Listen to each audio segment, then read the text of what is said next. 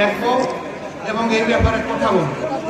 আজকে আমরা গিয়েছিলাম সেই বাঁধ এলাকা দেখতে, ভাঙ্গন এলাকা দেখতে। আমরা দেখে এসেছি ফেনীবাসীর এই দুর্ভোগ কিভাবে দূর হয়, এর স্থায়ী সমাধান কিভাবে হয় তা নিয়ে অবশ্যই সরকারের সাথে আমরা বসবো এবং কথা বলবো।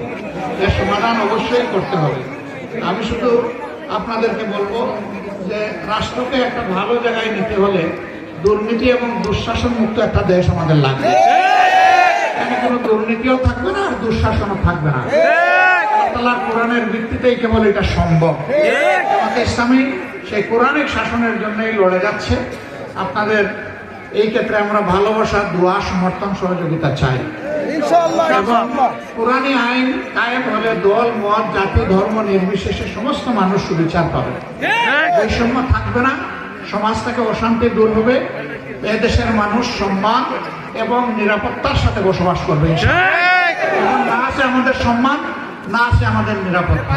আল্লাহ তাআলার দরবারে দোয়া করি আমরা সবাই যেন কাঁধে কাঁধ মিলিয়ে, হাতে হাত রেখে মানুষের মুক্তির জন্য কোরআনের ভিত্তিতে এই লড়াই চালিয়ে যেতে পারি। আল্লাহ তাআলা আমাদেরকে কাঙ্ক্ষিত সফলতা দান করুন। আল্লাহ হাফেজ।